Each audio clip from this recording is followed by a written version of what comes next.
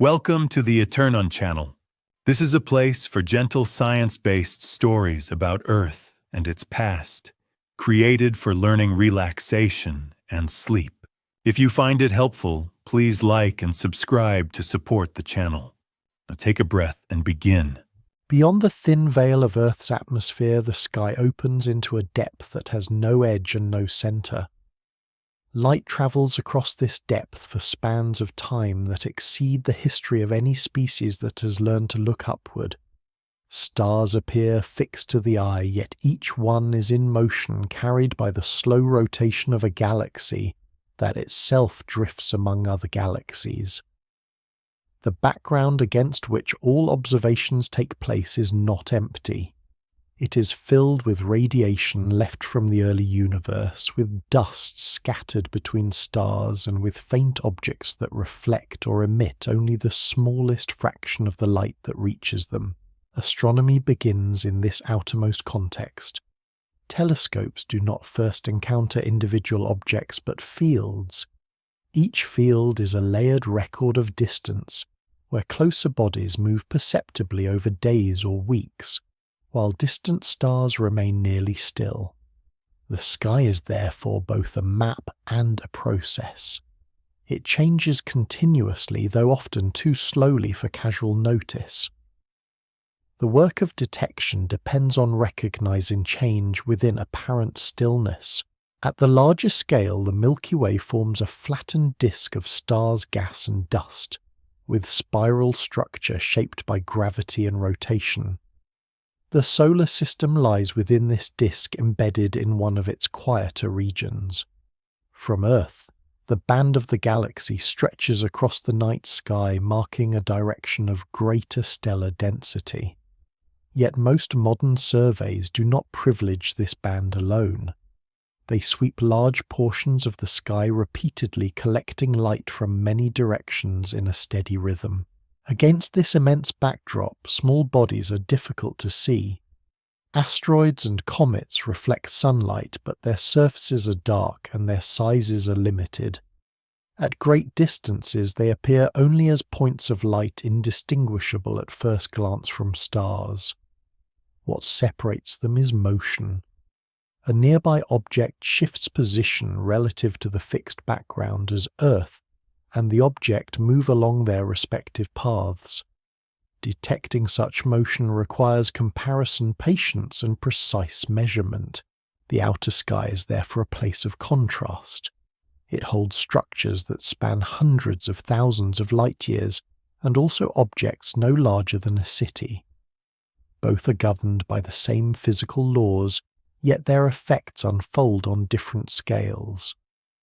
Gravity shapes the paths of stars and planets alike, while light carries information from each to the instruments that observe them.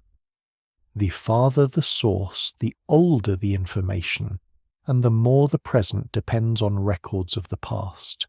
Interstellar space lies between stars filled with gas so sparse that it would be considered a vacuum by terrestrial standards. Within this space, objects can travel for millions of years without encountering a star system. Some may originate near distant suns altered by close passes or stellar evolution, then ejected into the wider galaxy. Their journeys are long and mostly uneventful, marked only by gradual changes in velocity as they respond to the combined gravitational influence of many stars. From Earth, such travellers are almost invisible until they approach the inner regions of a planetary system. Only then does reflected sunlight increase enough for detection. Even so, discovery often occurs after the object has already crossed much of the region where planets orbit. The sky, vast as it is, offers only brief windows during which faint, fast-moving bodies can be noticed. The background sky also contains noise. Cosmic rays strike detectors. Atmospheric effects blur images. Instrumental imperfections introduce patterns that must be separated from genuine signals. The task of astronomy is not merely to observe, but to filter. What remains after filtering is treated cautiously, compared against expectations and tested through repetition. In this setting, the appearance of an unfamiliar moving point does not immediately imply significance. The sky produces countless such points. Most are catalogued, their orbits refined until they become predictable. Some fade from view as they recede or as observing conditions change. Only a few persist as questions. The designation 3. I-Atlas arises within this outermost frame where naming follows detection rather than understanding. At this stage, the object is defined only by its presence against the star field and by its measured positions over time. Its deeper nature remains unexamined. The outer sky offers no commentary, only data. Light arrives, is recorded, and is stored. Meaning is not assigned here. It is postponed. In the distant sky there is no intent, no direction, only motion governed by physical law. Any appearance of purpose emerges later within interpretation. At this first level, the object exists as a trace, a moving point embedded in a universe that is already in motion everywhere. The task remains to narrow the focus step by step without leaving this broader context behind. From the wide and indifferent sky, attention moves inward to the instruments that attempt to measure it. These instruments are built on Earth, constrained by gravity, atmosphere, and human design, yet they extend perception far beyond unaided sight. Modern sky surveys rely on telescopes that scan large areas, repeatedly recording light, with electronic detectors rather than photographic plates. Each exposure captures a moment, and the sequence of moments allows motion to be separated from stillness. The principle is simple, but its execution depends on precision across many layers of technology. Telescopes used for survey work are optimized for coverage rather than detail. Their mirrors are shaped to gather as much light as possible over a wide field of view. The detectors, usually charge-coupled devices, convert incoming photons into electrical signals. Each pixel records the accumulated signal during an exposure, producing a grid of values that represent brightness across the field. This raw data is not yet an image in the familiar sense. It must be corrected for instrumental effects, calibrated against known reference stars and aligned with previous observations. The atmosphere sits between telescope and sky, altering the light that passes through it. Turbulence causes stars to blur and shift slightly, an effect known as seeing. Water vapor and other gases absorb specific wavelengths. To reduce these influences, surveys often observe from high-altitude sites, where the air is thinner and drier. Even so, atmospheric effects cannot be eliminated entirely. They are measured, modelled, and compensated for during data processing, but residual uncertainty remains part of every observation. Time is a critical factor. Surveys are designed to revisit the same region of sky after known intervals, sometimes minutes, sometimes days. By comparing images taken at different times, software searches for points of light that have changed position or brightness. Most detections are automated. Algorithms flag candidates based on predefined criteria, such as consistent motion across multiple frames.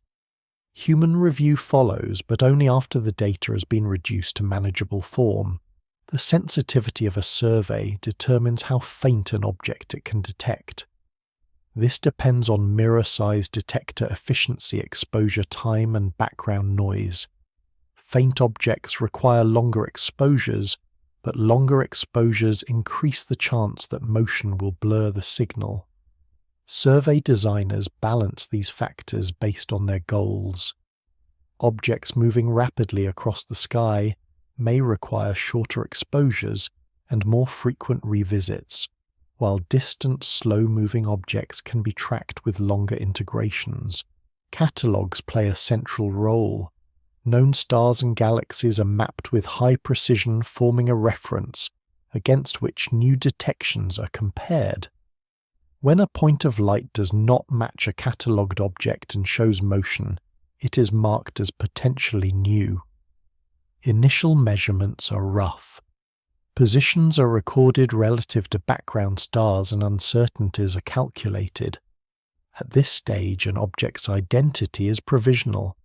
Many candidates are later linked to known bodies whose predicted positions were uncertain or outdated. Data flows from telescope to storage to analysis pipelines. Each step introduces potential sources of error.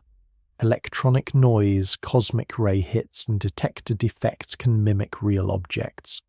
Software attempts to recognize and discard such artifacts, but it does not succeed perfectly. For this reason, confirmation requires repeated detection across independent observations. An object must be seen moving consistently in a way that matches physical expectations. The naming of an object like 3i Atlas reflects this process. The designation indicates that it is the third object in a particular category, detected by a survey system associated with the name Atlas. At this stage, the name carries no implication about origin or nature beyond classification. It is a label attached to a set of measurements, not a description of behavior. Survey instruments do not interpret intent. They measure brightness, position, and change. Any suggestion of unusual behavior must first survive scrutiny at the level of instrumentation.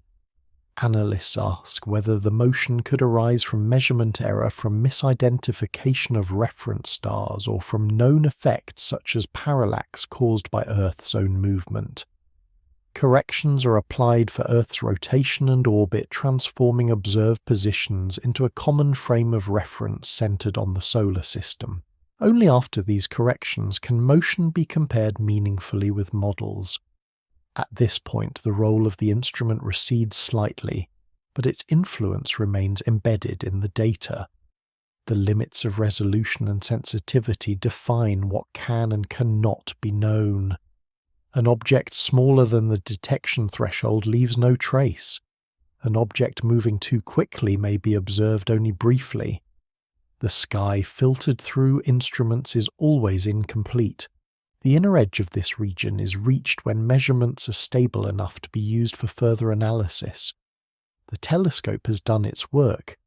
The data now represent positions in space and time with quantified uncertainties. What remains is to connect these positions into a path using established physical laws. Before that step, however, the instruments themselves must be trusted. Calibration stars are checked. Independent surveys are consulted when available. Agreement across systems increases confidence that the signal is real. In this way, the outer sky is translated into numbers by machines designed to be repeatable and impartial. The process strips away context and leaves a moving point with coordinates and timestamps. The appearance of purpose or deviation has not yet emerged. There is only detection, measurement, and the careful narrowing of uncertainty. From here, attention can move inward from tools to trajectories, carrying with it the quiet constraints imposed by the instruments that first made the object visible. Within the steady flow of survey data, the first detection of 3i Atlas does not arrive as an announcement, but as a deviation. In a sequence of images taken of the same star field, a faint point of light shifts slightly between exposures. The shift is small, measured in fractions of an arcsecond, yet it is consistent. Against the dense and largely unmoving background of stars and galaxies, this point does not return to the same coordinates. The software flags it, assigning a provisional identifier and recording its positions with associated uncertainties. At this stage, the object is not yet distinguished from many others detected each night.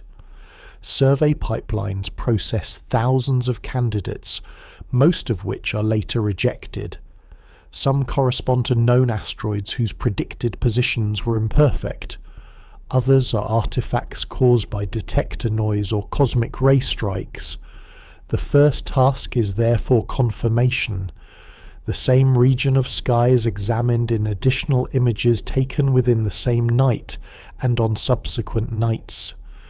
If the point of light continues to appear and continues to move in a coherent way, its status changes from candidate to object. 3i Atlas persists. Its motion is measured across multiple observations, each one adding a data point. The positions form a short arc insufficient at first to define a precise orbit, but adequate to show that the object is not fixed. The brightness remains near the detection threshold, fluctuating slightly within expected limits given atmospheric conditions and measurement noise. No extended structure is visible. It appears as a point source unresolved by the survey telescope. The act of detection is bound to timing. The object is found not at the moment it enters the inner solar system, but at the moment its reflected light becomes detectable against the background.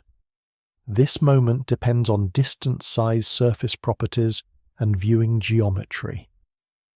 An object approaching from a direction near the Sun may remain hidden longer, lost in glare. One approaching from a darker region of sky may be seen earlier. The detection of 3i Atlas therefore represents an intersection of circumstance rather than a beginning. Once confirmed as real, the object's positions are submitted to a central database used by the astronomical community. Other observers are alerted and independent measurements are sought. Additional telescopes, some with greater sensitivity or different observing schedules, attempt to recover the object. Each successful recovery reduces uncertainty. The motion is compared across datasets and systematic differences are examined. Agreement suggests that the measurements reflect the object's true path rather than instrumental bias. The early data define a trajectory relative to Earth, not yet corrected fully for the planet's own motion. Apparent motion across the sky includes contributions from the object's velocity and from parallax caused by Earth's orbit. Initial calculations remove the most obvious effects, transforming observed positions into a heliocentric frame. Even then, the arc is short. Many different orbits could fit the data within uncertainty bounds. The goal at this stage is not explanation, but constraint. The designation 3i Atlas is formalized as the object meets criteria for continued tracking. The label encodes its discovery sequence and survey origin. It does not describe composition, origin, or behavior.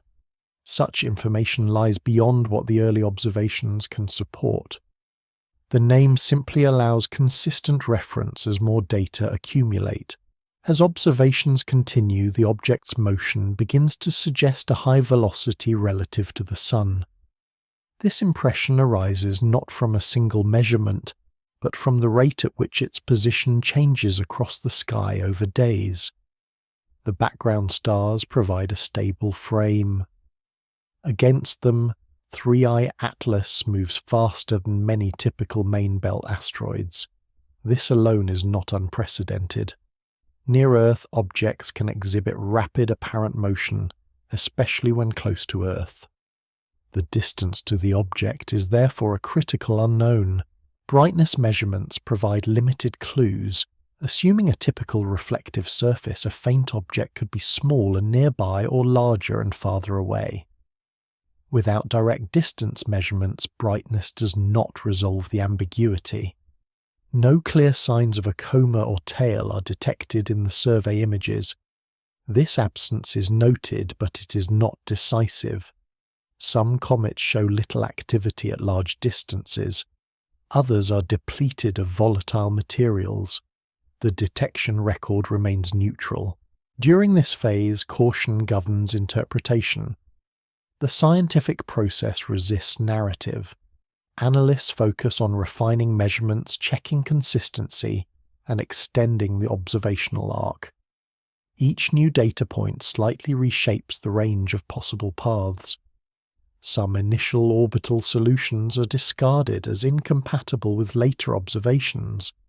Others remain viable. The object's future positions are predicted with uncertainty ranges guiding follow-up observations. The first detection thus marks a transition from anonymity to attention. Before detection, the object moves unseen through space. After detection, it enters a network of measurement, calculation, and comparison. Yet it remains at this stage an abstract entity defined by coordinates and times. Its physical reality is inferred, not experienced. There is no image that reveals surface texture or shape. There is no spectrum detailed enough to indicate composition. Those possibilities lie beyond the reach of the initial survey data. What distinguishes this detection from countless others is not yet clear. Many objects are discovered each year with unusual preliminary properties that later resolve into familiar categories. The early behavior of 3i Atlas does not immediately demand special treatment. It simply does not settle quickly into known patterns. Its motion resists rapid classification, and so it remains under observation. The region defined by first detection ends when the object's existence and basic motion are no longer in doubt. That threshold is crossed as repeated observations confirm consistency across instruments and nights. The object is now part of the measured sky. It carries with it a growing record of positions that can be connected into a path. The focus can now move inward from the fact of motion to the attempt to describe that motion within established frameworks. With the object confirmed and its positions accumulating, attention turned inward to orbital context where motion is described using established mechanics rather than impression. An orbit is not observed directly. It is inferred from a sequence of positions measured against the background sky, each one stamped with a time and corrected for known effects. From these, a path is calculated that best fits the data within uncertainty limits. This path is provisional and subject to revision as new observations extend the arc. The first step is to place the object in a heliocentric frame, removing the influence of Earth's rotation and its annual motion around the Sun. What remains is the object's motion relative to the central mass of the solar system. Classical mechanics provides the framework. Under the assumption that gravity dominates an object's path can be described by a conic section, such as an ellipse, parabola, or hyperbola. Each form corresponds to a different balance between velocity and gravitational binding. Early solutions for 3i Atlas rely on short arcs sometimes spanning only a few days. With such limited coverage, many orbits can fit the data almost equally well. The calculations produce a family of possible trajectories rather than a single definitive path. Analysts examine this family to identify common features. One such feature is the object's incoming direction relative to the plane of the planets. Another is the speed implied by the curvature or lack of curvature in the observed motion. The curvature of an orbit reflects acceleration caused by gravity. A bound object, such as an asteroid in an elliptical orbit, shows noticeable curvature as it responds to the Sun's pull. An unbound object moving faster than the escape velocity at its distance follows a hyperbolic path that bends only slightly. Detecting this difference requires precise measurements over time. In early data, curvature may be masked by uncertainty, making classification tentative. Calculations suggest that 3i Atlas is moving at a velocity that is high compared to many solar system bodies at similar distances. This inference is cautious. Velocity is derived from angular motion combined with estimated distance. Distance itself is uncertain at this stage. Small changes in assumed distance lead to significant changes in inferred speed. Analysts therefore explore a range of distances consistent with the data, calculating corresponding velocities and orbital shapes. The orbital plane is also examined. Most planets and many small bodies orbit close to a common plane defined by the solar system's formation. Objects with orbits highly inclined to this plane are less common but not unknown. The preliminary orbital solutions for 3I Atlas indicate an inclination that is not closely aligned with the planetary plane. This alone does not imply an external origin. Long-term gravitational interactions can tilt orbits over time. The observation is noted, not emphasized. Uncertainty is quantified explicitly. Each positional measurement carries an error ellipse reflecting limits imposed by instrument resolution and atmospheric conditions. These errors propagate through orbital calculations, producing uncertainty regions for future positions. Predictions are expressed as ranges rather than points. Follow-up observations are planned to intersect these ranges, refining the orbit by eliminating solutions that fail to match reality. As data accumulate, some candidate orbits are discarded. Solutions that predict positions inconsistent with new observations are removed from consideration. The remaining solutions converge gradually. The object's past path is traced backward in time within these models, while its future path is projected forward. Backward integration suggests where the object came from relative to the Sun, while forward integration indicates where it is going. Both directions are treated symmetrically with equal attention to uncertainty. In this context, the term interstellar has a specific meaning. It refers to an object whose orbit is not bound to the Sun, implying that it originated outside the solar system and will not remain within it. Determining this requires showing that the object's velocity exceeds the local escape velocity, even when uncertainties are considered. Early indications for 3I Atlas approach this threshold, but do not immediately cross it decisively. Analysts refrain from definitive statements until the margin is clear. Gravitational influences beyond the Sun are also considered. Planets, especially the more massive ones, can alter the paths of small bodies during close encounters. The calculated orbit is examined for potential past or future planetary interactions that could explain its current motion. At this stage, no close approach is evident within the observed arc. The object's path appears smooth, without abrupt changes that would suggest recent strong perturbations. The role of assumptions is acknowledged. Orbital calculations often begin by assuming purely gravitational motion. This simplifies the mathematics and provides a baseline. Deviations from this baseline are addressed later, once the gravitational solution is well constrained. For now, the goal is to determine whether gravity alone can account for the observed positions within error bounds. The provisional orbit places 3I Atlas on a trajectory that carries it through the inner regions of the solar system on a timescale of months rather than years. This inference comes from extrapolating the fitted path forward. The timing is uncertain, but it provides a framework for planning observations. Telescopes are scheduled to monitor the object as long as it remains observable, extending the arc and reducing ambiguity. At this level of analysis, language remains restrained. Terms such as unusual or unexpected are avoided. The orbit is described in quantitative terms compared against known distributions of small body orbits. Where it lies near the edge of these distributions, this is stated without emphasis. The focus is on placement, not interpretation. The inner boundary of this region is reached when the orbit, though still provisional, is stable enough to serve as a reference for further comparison.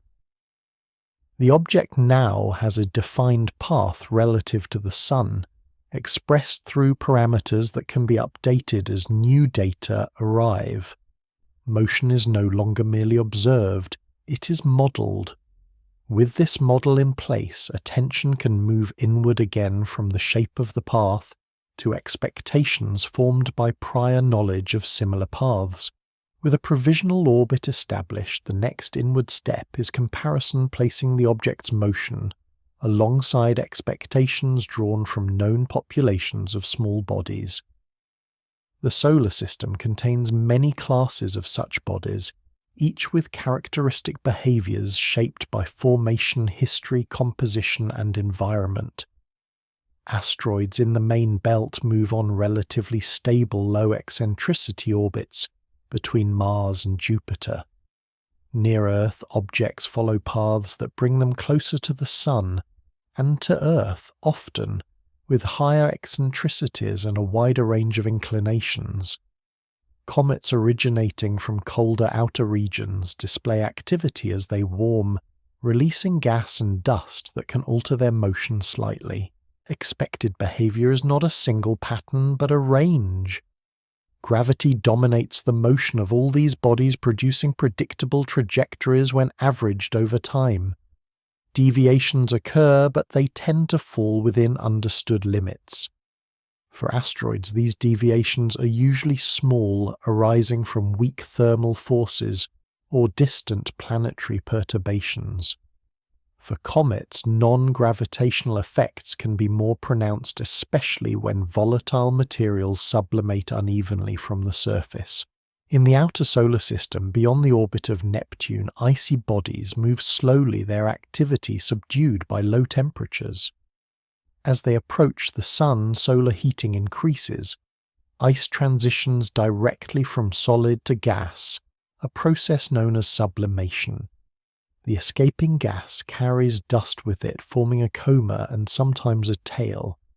The reaction force from this outflow can produce measurable changes in velocity.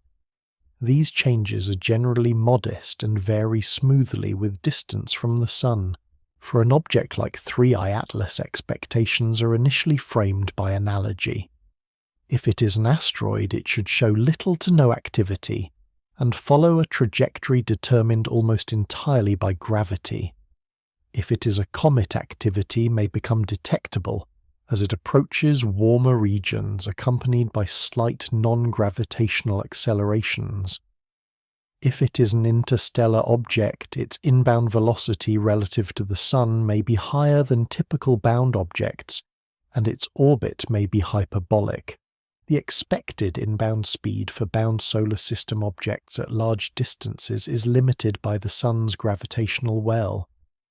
Objects formed within the solar system tend to share the Sun's motion through the galaxy, resulting in relative velocities that cluster within a certain range. An object arriving from interstellar space would not share this motion, and could therefore approach with a higher relative speed. Even so, the distribution of stellar velocities in the local region sets an upper bound. Extremely high speeds would be inconsistent with known galactic dynamics. Inclination offers another comparison. The majority of small bodies have orbits clustered near the plane of the planets. High inclination objects exist, including some that approach perpendicular or even retrograde orientations, but they are less common. The expected distribution reflects both the conditions of formation and the long-term effects of gravitational interactions. An object with a markedly different inclination draws attention not because it is impossible, but because it is statistically rarer. Brightness behavior also carries expectations. For an inert body, brightness changes primarily due to changing distance from the Sun and Earth, following an inverse square relationship. For an active comet, brightness can increase more rapidly as activity begins, sometimes showing asymmetries or sudden changes. The absence of such behavior at a given distance does not rule out a cometary nature, but it informs expectations about composition and volatile content. In established populations, these behaviors are well characterized through decades of observation. Models exist that predict how objects should move and brighten as functions of distance and time. When an object's observed behavior falls within these modeled ranges, it is classified accordingly. When it falls near the edges, classification becomes tentative. Only when behavior consistently lies outside known ranges does it prompt deeper scrutiny. For 3i Atlas, the expected behaviors derived from preliminary orbital parameters suggest several possibilities without favoring one decisively. Its apparent speed is higher than average for many known asteroids, but not yet conclusively beyond the bound range when uncertainties are considered. Its inclination is notable but not unique. Its brightness remains low and steady, consistent with an inert body at its inferred distance. The expectation for gravitational motion is smoothness. Over short timescales, the path should be well approximated by a conic section. Small deviations may appear as residuals when observations are compared to the best-fitting orbit. In known objects, these residuals often correlate with known effects, such as solar radiation pressure acting on very small bodies or outgassing forces in comets.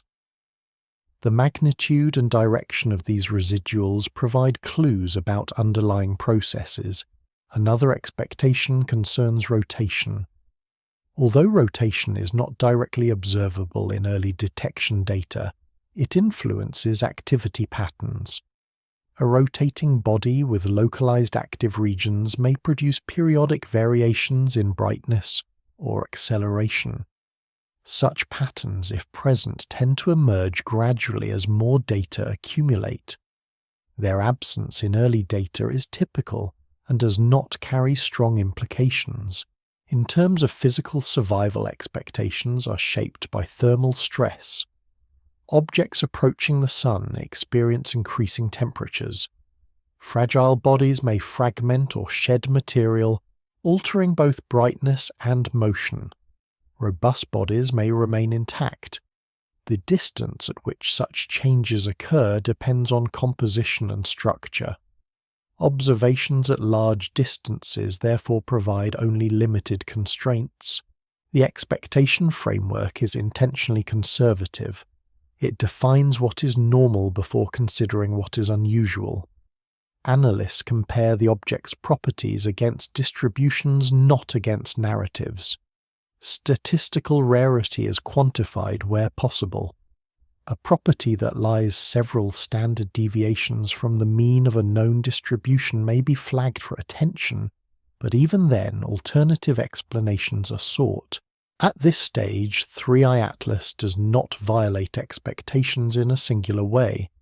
It occupies a region of parameter space that is sparsely populated but not empty.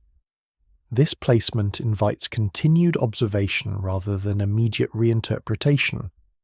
The scientific process values patience, allowing time for patterns to emerge or dissolve as data improve. The inner boundary of expected behaviors is reached when the object's observed properties are sufficiently defined to test specific hypotheses. Before that point, expectations serve as a backdrop rather than a verdict. They frame questions rather than answer them. With this framework established, attention can move inward again from general expectations to the detailed examination of how the object's behavior compares with them in practice. With expectations established, analysis turns inward to the deviations themselves, defined not as anomalies, but as measurable differences between observation and model. Deviations are not judged by impression. They are expressed as residuals, the small discrepancies that remain when observed positions are compared with positions predicted by a purely gravitational orbit. In well-behaved cases, these residuals scatter randomly around zero, reflecting measurement noise. When they show structure, direction, or persistence, they invite closer examination. For 3i Atlas, early residuals do not vanish as additional data are added. They remain small, but they do not distribute evenly. Over successive nights, the object appears slightly ahead of or behind its predicted position, along the fitted path depending on the solution used. Adjusting the orbit reduces some discrepancies but introduces others. This behavior suggests that a single simple gravitational model may not capture all influences acting on the object. The magnitude of these deviations is subtle. They are measured in arcseconds, translating to distances that are small compared with the scale of the solar system. Such differences are common in the early tracking of many objects and often disappear as the orbit is refined. The distinguishing feature here is persistence. Even as the observational arc lengthens, the residuals do not collapse fully into random scatter. They retain a weak but coherent pattern. One possible explanation is remaining uncertainty in distance. If the object is slightly closer or farther than assumed, the inferred velocity and acceleration will be affected. Analysts test this by exploring alternative orbital solutions within uncertainty bounds. Some solutions reduce the residuals temporarily, but none eliminate them entirely without creating inconsistencies elsewhere in the data. The deviations shift rather than disappear. Another possibility lies in timing. Errors in timestamps, though rare, can introduce systematic offsets. These are checked against independent clocks and cross-reference between observatories. No discrepancies large enough to account for the observed pattern are found. Instrumental calibration is reviewed again. Reference star catalogues are verified. The residuals persist beyond these checks. Brightness behavior is examined alongside positional data. If the object were undergoing episodic activity, small changes in brightness might correlate with changes in motion. At this stage, brightness remains largely steady with variations consistent with changing geometry and measurement noise. There is no clear evidence of sudden outbursts or fading that would point directly to active mass loss. The direction of the deviation is particularly important. Non-gravitational forces, if present, tend to act along specific vectors. Outgassing forces usually act roughly opposite the direction of the escaping material, often aligned with the Sun-object line. Radiation pressure acts away from the Sun and is more effective on small low-mass objects. Thermal forces such as those arising from uneven heating produce accelerations tied to the object's rotation and surface properties. For 3I Atlas, the residuals appear to align weakly with the object's direction of motion rather than purely radial from the Sun. This observation is tentative and subject to revision, but it guides further analysis. Forces aligned with motion can either speed up or slow down the object slightly relative to a gravitational trajectory. Such effects are known in cometary dynamics, but are usually accompanied by visible activity. The absence of visible activity complicates interpretation. It does not exclude non-gravitational forces, but it narrows the range of plausible mechanisms. Very low-level outgassing could occur without producing a detectable coma, especially if the gas is transparent or the dust production is minimal. Alternatively, thermal forces can act on inert bodies if their surfaces have uneven reflectivity or conductivity. These forces are typically weak but can accumulate over time. Statistical tests are applied to the residuals. Analysts assess whether the pattern could arise by chance given the noise level. The probability is low but not negligible. In scientific terms, the result is suggestive rather than conclusive. It justifies continued attention but not a change in classification. The deviations are documented carefully with error bars and assumptions clearly stated. Historical comparisons provide context. Other objects have shown similar early deviations that later resolved as data improved.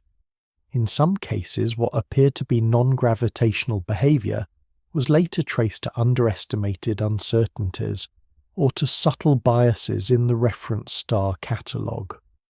In other cases, genuine non-gravitational accelerations were confirmed, often linked to cometary activity that became visible later.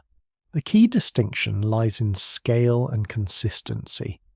For 3i Atlas, the deviations are consistent in sign over several observation windows. They do not reverse randomly. This consistency suggests an underlying cause rather than noise, but the cause remains undetermined. The deviations are also small enough that they could be overwhelmed by future data, or altered by improved modelling. Analysts refrain from attributing intent or purpose. The language used remains mechanical. The object is described as exhibiting a small systematic deviation from a purely gravitational trajectory.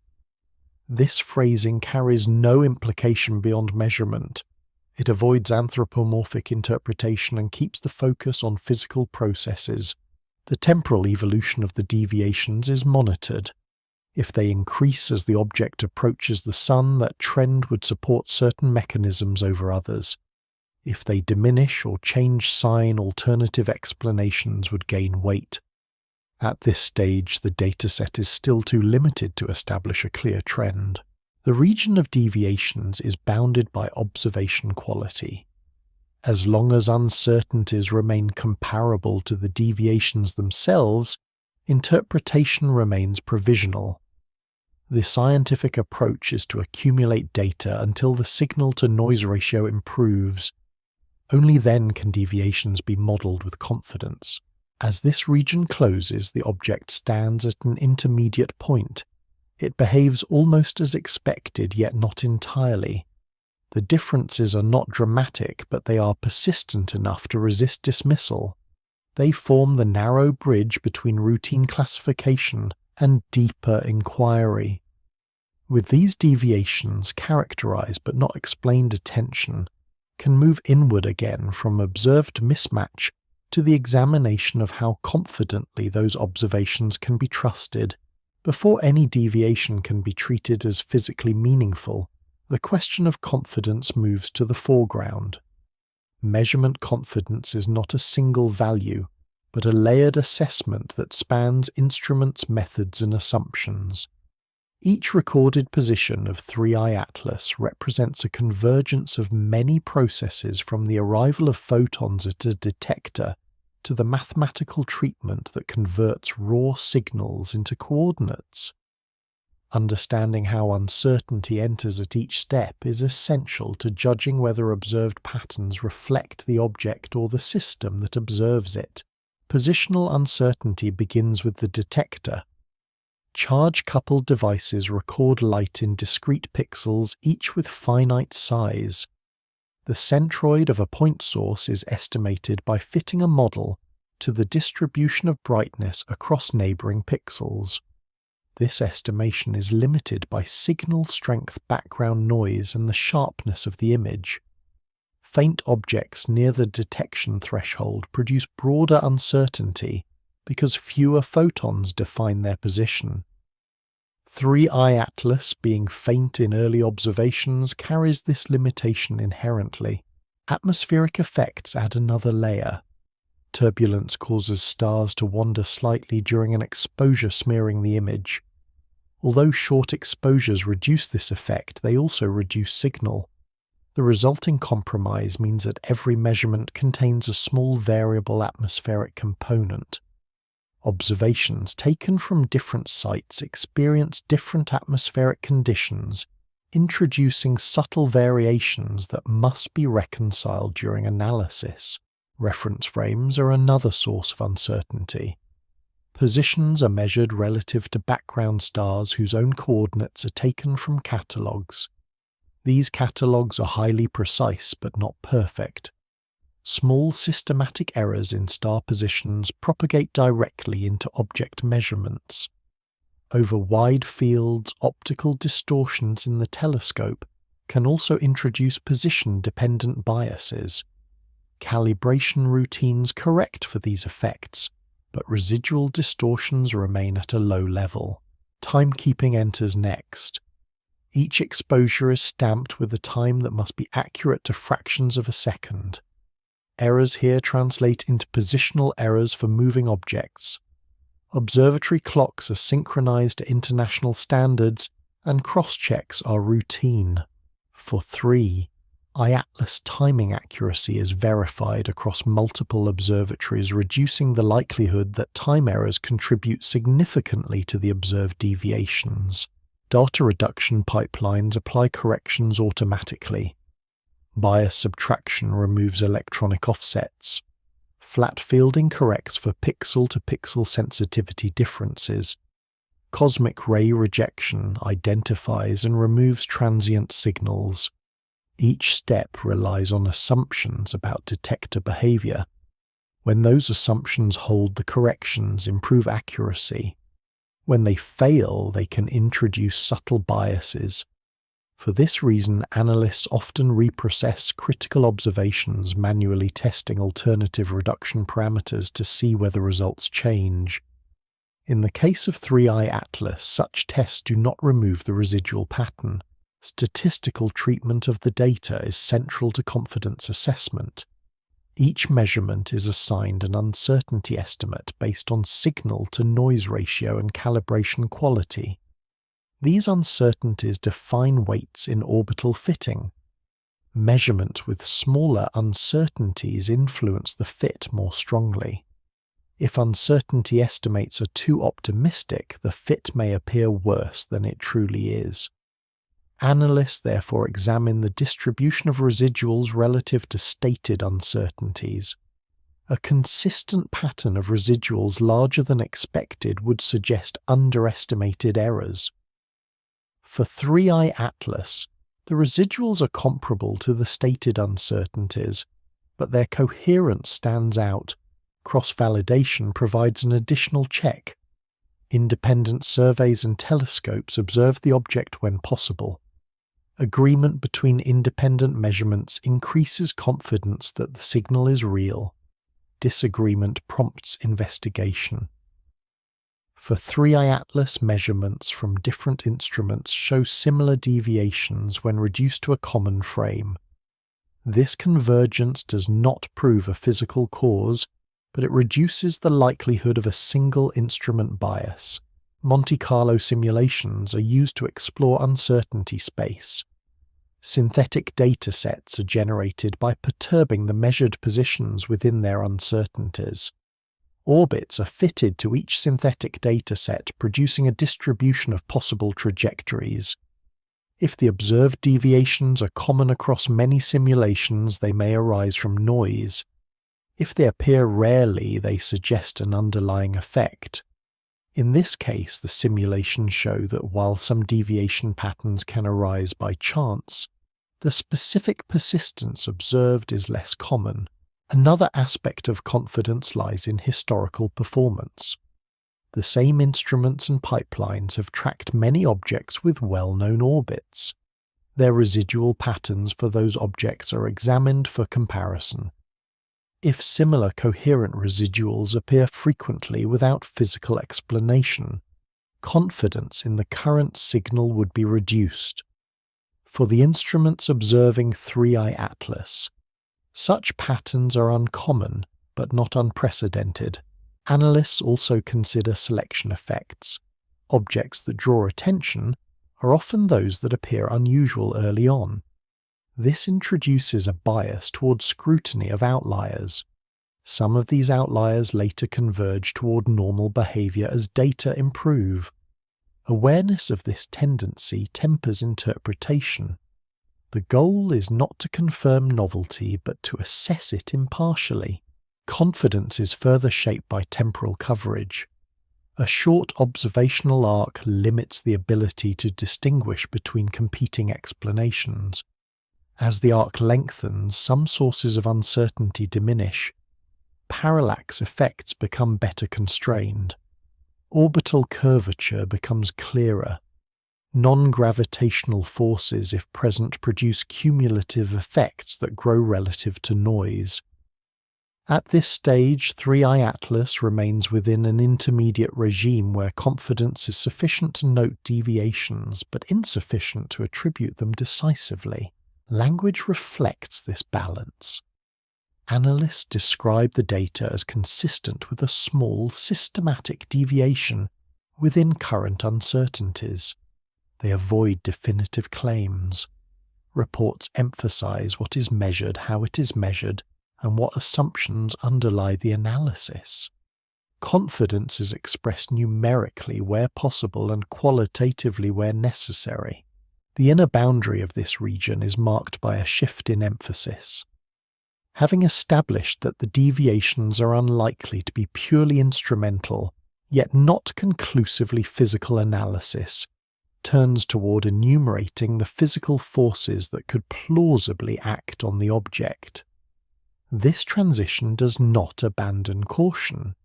It carries uncertainty forward as an explicit component of all subsequent modelling. Only by understanding confidence can the next inward step, the examination of forces, proceed on firm ground. With confidence bounded and uncertainties carried forward explicitly, attention moves inward to the forces that can act on a small body, travelling through the solar system. At this level, motion is no longer treated as abstract deviation, but as the result of specific physical influences. The starting point remains gravity, the dominant force shaping trajectories on planetary scales. Gravity arises from mass and acts universally, drawing objects toward one another according to distance and mass. For most small bodies, the gravitational pull of the Sun outweighs all other influences by orders of magnitude. In orbital calculations, gravity from the Sun is treated as the primary term. Contributions from planets are added as perturbations, especially from massive bodies such as Jupiter and Saturn. These perturbations are well characterized and can be calculated precisely when the positions of the planets are known. For 3i Atlas, no close planetary encounters are evident within the observed arc, so planetary perturbations remain smooth and predictable. They cannot by themselves account for small systematic residuals that do not align with known perturbative patterns. Beyond gravity, attention turns to weaker forces that act continuously over time. Solar radiation pressure is one such force. Photons carry momentum, and when they strike an object, they impart a small push away from the Sun. The magnitude of this force depends on the object's cross-sectional area, relative to its mass as well as its reflectivity. For large, dense bodies, radiation pressure is negligible. For very small or low-density objects, it can produce measurable effects. Radiation pressure acts radially away from the Sun, and its influence decreases with the square of distance. In the case of 3i Atlas, the observed deviations do not align cleanly with a purely radial force. This does not exclude radiation pressure entirely, but it constrains its role. To produce the observed effect, the object would need an unusually high area to mass ratio. Such a property would imply either extreme thinness or very low density. While not impossible, such characteristics would place the object at the edge of known small body populations. Thermal forces form another category. When an object absorbs sunlight, its surface heats unevenly depending on rotation shape and material properties. As the surface cools, it emits thermal radiation. This emission carries momentum, producing a small force known as a thermal recoil effect. Over long periods, such forces can alter orbits measurably. The most studied example is the Yarkovsky effect, which acts primarily on rotating asteroids and can cause gradual changes in their semi-major axes. Thermal forces depend on factors that are not directly observable in early data, such as rotation rate, spin, axis, orientation, surface conductivity, and roughness. Their effects are usually small and accumulate slowly. For near-Earth asteroids, they are detectable only after years of precise tracking. For an object like 3i I-Atlas observed over a relatively short time span, thermal forces would need to be unusually strong to produce noticeable deviations. This possibility is examined cautiously, recognizing both the uncertainties involved and the lack of direct evidence. Outgassing represents a more familiar non-gravitational force in cometary dynamics. As volatile materials sublimate, escaping gas produces a reaction force on the nucleus. This force can accelerate the object in directions that depend on the location of active regions and the object's rotation.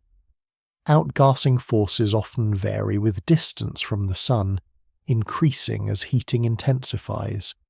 They can also vary irregularly if activity turns on or off.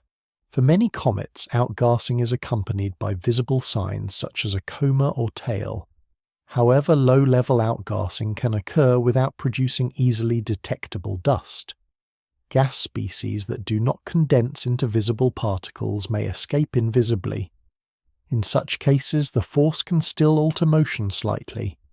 The absence of visible activity in 3I Atlas therefore limits but does not eliminate outgassing as a candidate force. The directionality of outgassing forces is complex. They're not necessarily radial. Depending on surface geometry and rotation, the net force can act along or against the direction of motion, or even perpendicular to it. Modeling such forces requires assumptions about surface properties that cannot yet be tested. Analysts therefore explore parameterized models testing whether plausible outgassing scenarios could reproduce the observed residuals without contradicting other constraints. Interactions with the interplanetary medium are also considered. The solar system is filled with the tenuous plasma known as the solar wind, composed of charged particles streaming outward from the Sun. For large bodies, its effect is negligible. For very small particles, it can be significant. The coupling depends on electrical charge size and mass. For an object of uncertain size like 3I Atlas, the effect is expected to be minimal, but it is included in comprehensive force inventories. Tidal forces are another category arising from differential gravity across an object's extent. These forces become important during close approaches to massive bodies. They can alter rotation states or even disrupt fragile objects. In the observed trajectory of 3I Atlas, no close tidal encounters occur within the current data window. Tidal forces therefore do not contribute meaningfully to the observed deviations. Relativistic corrections are applied routinely in high-precision orbital calculations. These corrections account for effects predicted by general relativity, such as the curvature of spacetime near massive bodies. For small bodies at typical solar system distances, relativistic effects are extremely small. They're included for completeness but do not explain residuals of the observed magnitude. Each force considered carries characteristic signatures in direction, magnitude, and dependence on distance. Analysts compare these signatures with the pattern of deviations seen in the data. No single force provides a perfect match at this stage. Gravity alone is insufficient. Radiation pressure appears misaligned. Thermal forces are plausible, but require assumptions that cannot yet be verified. Outgassing remains a candidate but lacks supporting observational evidence. The purpose of this inventory is not to select a favoured explanation, but to delimit the space of possibilities. Forces that can be ruled out are set aside. Those that remain are carried forward into more detailed modelling as data improve. Throughout this process, restraint is maintained. The presence of unexplained residuals does not imply the presence of unknown physics. It indicates only that known forces may be acting in ways not yet fully constrained by observation. As this region concludes, the object stands under the influence of many small forces layered atop gravity. None dominates decisively. The path forward lies in narrowing these possibilities by examining specific classes of non-gravitational effects in greater detail. The next inward step focuses on those effects that, while subtle, have the potential to produce motion that departs from expectation without leaving obvious visible traces. Among the forces considered, non-gravitational effects warrant focused attention, because they can operate subtly, persistently, and without dramatic visual signatures. These effects occupy a narrow space between well-modelled gravity and speculative mechanisms. They are grounded in established physics, yet their expression depends sensitively on properties that are difficult to observe directly. For 3i Atlas, this category offers plausible pathways by which small but systematic deviations could arise. Outgassing remains the most familiar non-gravitational mechanism. In icy bodies, volatile substances transition from solid to gas when heated. The escaping gas exerts a reaction force on the body, altering its motion slightly. The magnitude of this force depends on the rate of mass loss and the velocity of the escaping gas. In classical comets, outgassing produces visible comae and tails composed of gas and dust. However, not all volatile species produce dust, and not all dust is easily detected at large distances or low production rates. Gas species such as carbon monoxide or molecular nitrogen can sublimate at relatively low temperatures and may escape without entraining significant dust. In such cases, the object may appear inert in optical images while still experiencing a measurable force. The direction of this force depends on where the gas escapes from the surface and how the object rotates. If active regions are localized, the net force can be offset from the Sun-object line and may vary with rotation period. For 3i Atlas, no direct spectral evidence of gas emission is available in the early observations. The object is faint and survey instruments are not optimized for detailed spectroscopy. This absence of evidence does not rule out low-level outgassing.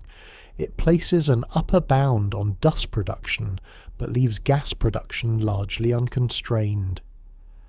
Analysts therefore consider whether a gas-driven acceleration of the observed magnitude could occur without violating brightness limits. Thermal recoil forces form a second class of non-gravitational effects. When an object absorbs sunlight, its surface temperature rises.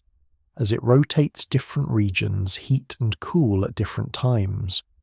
The delayed re-emission of thermal radiation produces a net force that depends on the rotation state and surface properties. This effect is directional and can either increase or decrease orbital energy over time. It is sensitive to parameters such as rotation period obliquity, thermal inertia, and surface roughness. In known asteroids, thermal recoil effects accumulate over long timescales and are detected through careful tracking over years or decades. For a newly discovered object with a short observational arc, detecting such effects would be unusual unless the object has extreme properties. A very small size, low density, or unusual surface composition could amplify the effect. These possibilities are explored through modelling, but they remain speculative without independent constraints on physical properties. Another non-gravitational influence arises from radiation pressure modified by shape and orientation. While radiation pressure itself acts radially, an irregularly shaped object can experience torques that alter its rotation state. Changes in rotation can in turn modulate thermal recoil forces. This coupling between radiation pressure rotation and thermal emission creates a complex dynamical system. For most objects, the net effect is small, but in marginal cases it can become detectable. Electrostatic effects are considered briefly. Small bodies can accumulate electrical charge through interactions with solar radiation and the solar wind. In principle, Charged particles interacting with magnetic fields could experience forces. In practice, for macroscopic bodies, such effects are negligible compared with gravity and radiation pressure. For 3, I-Atlas electrostatic forces are dismissed as insignificant within current understanding. Mass loss through processes other than classical sublimation is also examined. Thermal fracturing or desorption of surface materials could release small amounts of gas or dust. Such processes might occur without producing a sustained coma. Their contribution to non-gravitational acceleration would be intermittent and likely small. Without observational evidence, they remain secondary considerations. The direction and temporal behavior of the observed deviations provide partial guidance. If non-gravitational forces are at work, their effect should correlate with solar distance or orientation. Analysts look for trends in residuals as the object moves closer to or farther from the Sun. At this stage, the data span a limited range of distances, making trend detection difficult. No strong correlation is yet established. Parameter estimation techniques are applied to test whether adding a non-gravitational term to the orbital model improves the fit. Such terms are typically expressed in simplified forms, representing acceleration components along radial transverse and normal directions. By fitting these parameters alongside gravitational ones, analysts assess whether the data favor their inclusion. For 3I Atlas, introducing a small transverse acceleration can reduce residuals modestly. The improvement is statistically marginal but consistent across independent data sets. This result is treated cautiously. Adding parameters always improves fit to some degree. The question is whether the improvement exceeds what would be expected from chance, given the additional freedom. Statistical criteria are applied to guard against overfitting. In this case, the evidence suggests that a non-gravitational term is permissible, but not required by the data. Comparisons with other objects provide perspective. Some comets exhibit non-gravitational accelerations of similar magnitude without obvious activity early on. In those cases, activity often becomes visible later as the object approaches the Sun. Other objects initially suspected of non-gravitational behavior later conform to gravitational models as uncertainties shrink.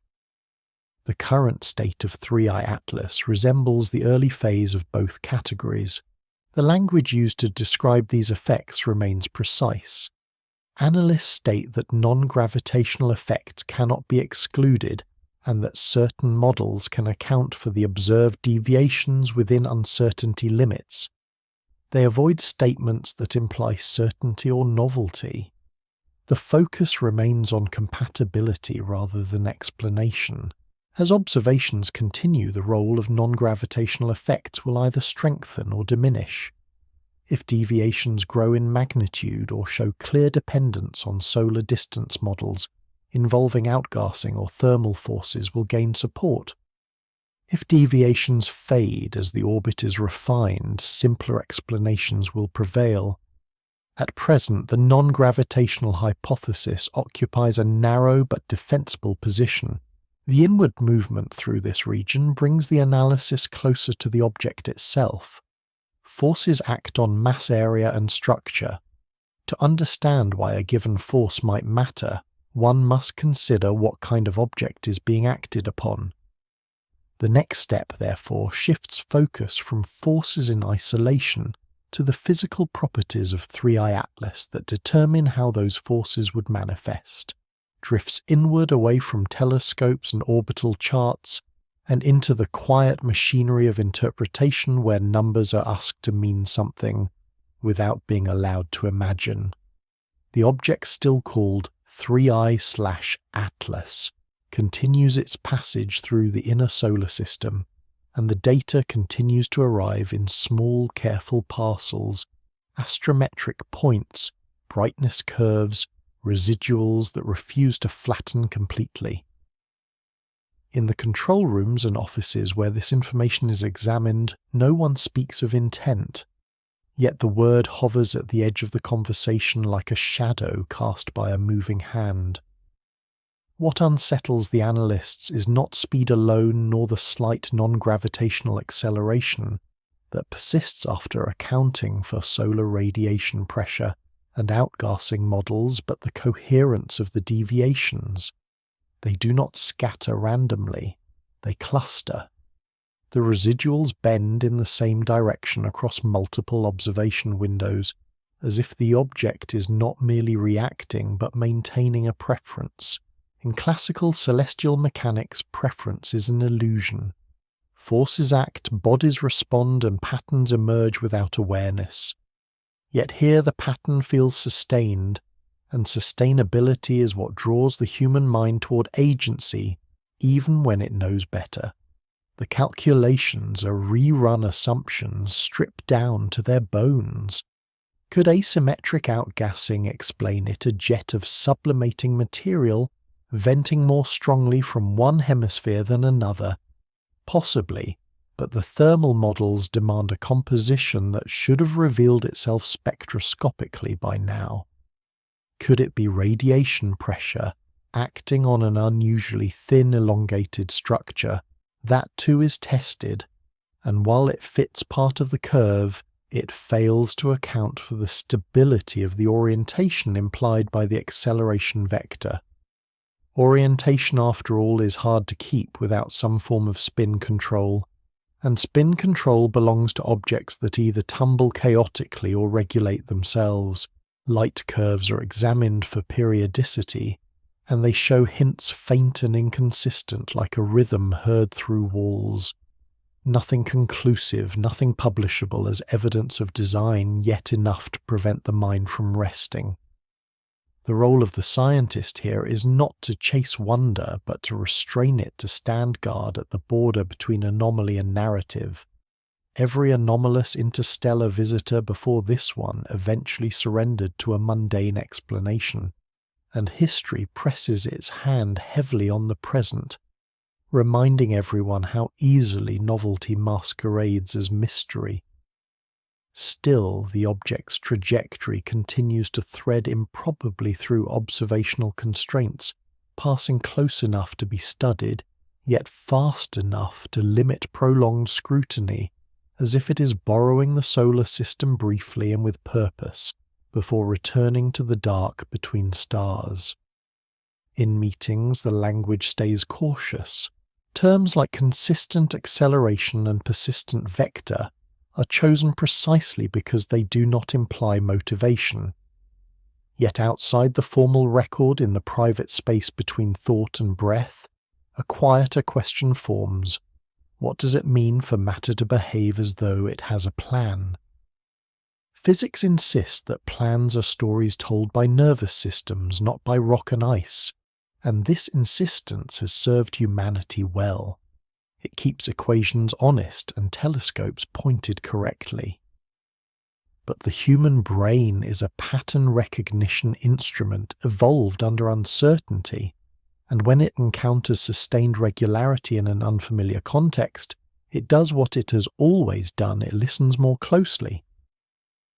Section 10 lingers on this, listening, on the discipline required to hear, without inventing, to acknowledge discomfort without filling it.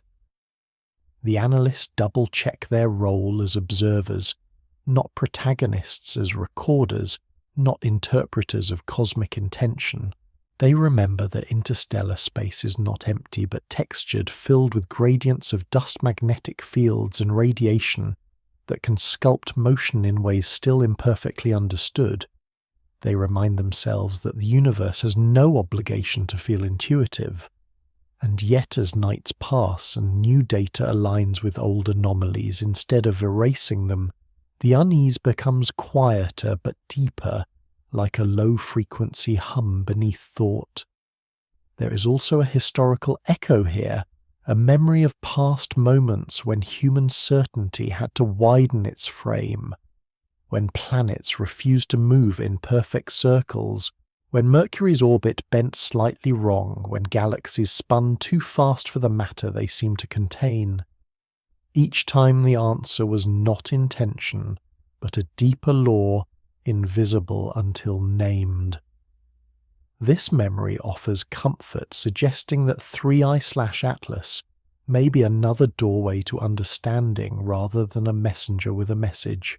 Still, the mind notes how the object's path minimizes chaotic encounters, how it threads gravitational wells without excessive deflection, how its acceleration, whatever its cause, does not spin it wildly, but keeps it oriented long enough to be measured. None of this proves anything beyond the extraordinary adaptability of natural processes, yet the impression remains subtle and persistent that the object is doing more than falling.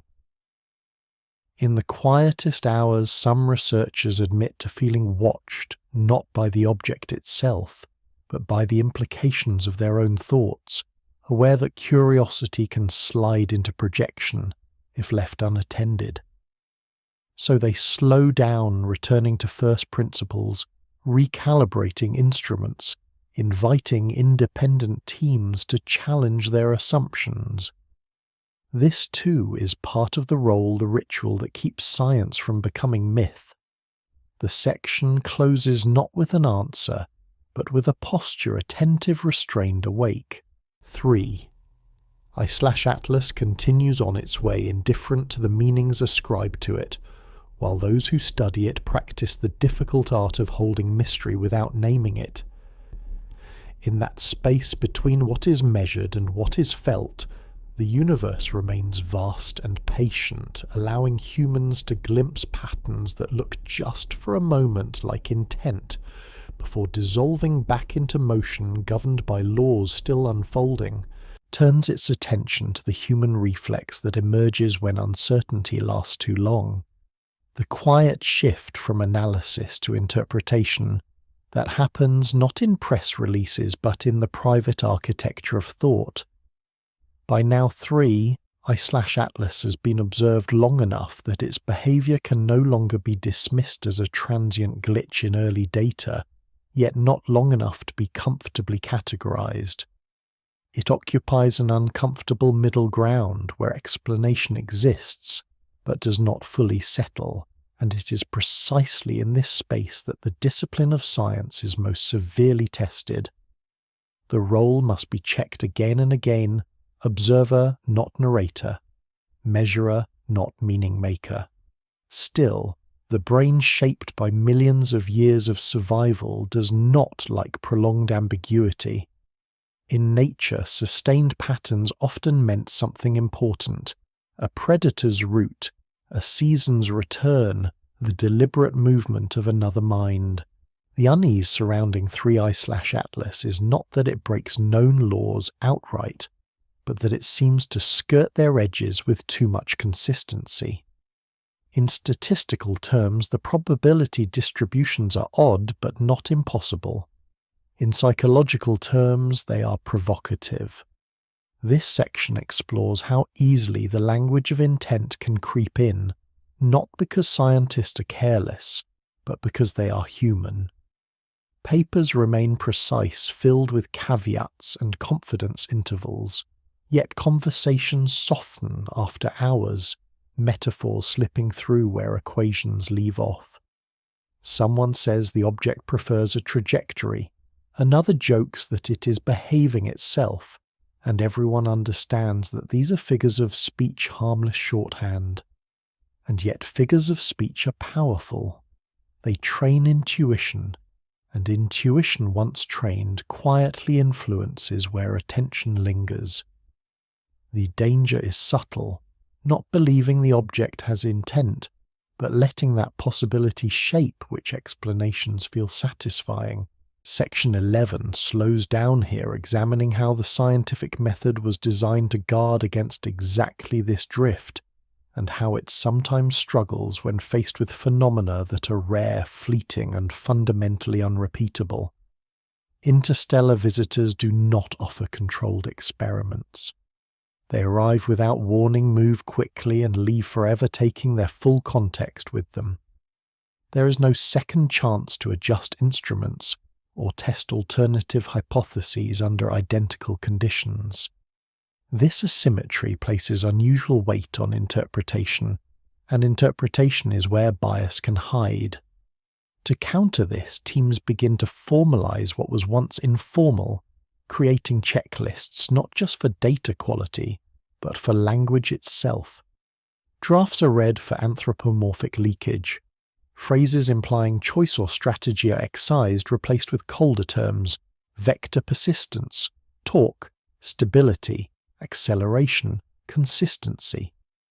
This self-policing is not censorship, but hygiene, a way of keeping the role intact. Yet even as the language is scrubbed, the data remains quietly strange. Models invoking exotic but natural explanations grow more elaborate hydrogen icebergs that sublimate invisibly fractal dust, aggregates with extreme area-to-mass ratios, magnetic interactions with the solar wind acting on charged surfaces. Each model can explain part of the behavior, sometimes most of it, but rarely all of it, without fine-tuning. Fine-tuning is not forbidden in physics, but it raises eyebrows, especially when it must be invoked repeatedly. The object seems to require just the right properties to remain ordinary, and ordinariness under such conditions begins to feel fragile. Section 11 does not argue that this fragility implies design. Instead, it observes how fragile explanations prompt the mind to reach for alternatives even when those alternatives are explicitly rejected. There is also a cultural layer at work. This is an era saturated with stories of probes, signals, and artificial visitors, and no scientist operates in a vacuum free of narrative influence. The role demands awareness of this background noise, the ability to distinguish between what the data suggests and what the imagination supplies uninvited. Some researchers deliberately step back, handing analysis to colleagues less emotionally invested, knowing that distance can sharpen clarity. Others immerse themselves deeper, trusting that familiarity will dissolve mystery rather than amplify it. Both approaches are valid, and both reveal something about how humans cope with the unknown. Meanwhile, 3I/Atlas continues to recede from the sun, its brightness diminishing its signal to noise ratio slipping toward the threshold, where interpretation becomes guesswork. There is a quiet urgency now, not panic, but an awareness that the window is closing. Every additional data point feels precious, not because it might confirm something extraordinary, but because it might finally allow the ordinary to assert itself cleanly. And yet, even as the object fades, the questions it raised do not. They migrate inward, away from this specific visitor, and toward a broader reconsideration of assumptions. How many interstellar objects pass unnoticed because they behave exactly as expected? How many anomalies have been smoothed over by noise thresholds and model choices? Section 11 suggests that the true impact of 3I/Atlas may not lie in what it is, but in how it sharpens awareness of what observers bring with them when they look. The role of science is not only to describe the universe, but to discipline the observer to refine perception until it can tolerate uncertainty without rushing to closure. In this sense, the object becomes a kind of mirror reflecting back the limits of current frameworks and the psychological contours of those who use them. The section lingers on this reflection, on the quiet humility required to admit that not knowing is not a failure but a state. As the data stream thins and the object slips beyond practical reach, the temptation is to summarize, to declare provisional conclusions and move on. But Section 11 resists that impulse, ending instead with an open stance. 3I/Atlas does not need to be intentional to be instructive. Its value may lie in how it exposes the thin line between explanation and story, and how carefully that line must be guarded. The universe, indifferent and vast, continues to offer phenomena that sit just beyond the comfort zone of existing knowledge. The task is not to tame them with premature meaning, but to let them unsettle, gently, expanding the space in which understanding can eventually grow. Moves inward from the human tendency to interpret toward the institutional systems that absorb uncertainty and attempt to stabilize it. At this stage, the focus is no longer on individual observers or private intuition, but on how scientific communities collectively respond when an object resists clean classification. The presence of three-eye atlas within formal channels begins to change in tone as it ages. Early alerts give way to technical circulars, then to archival status. This transition is procedural, yet it carries meaning in how attention is allocated. Observatories operate under constraints of time, funding, and competing priorities. When an object no longer promises decisive clarification, it must justify continued observation against countless other targets. Section 12 examines how that justification unfolds not as drama, but as process. Committees review proposals weighing incremental gains against opportunity costs.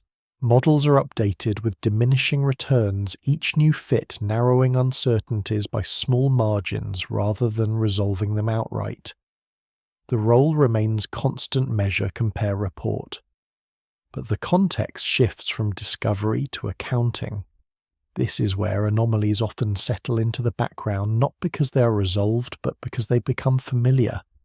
Familiarity dulls urgency.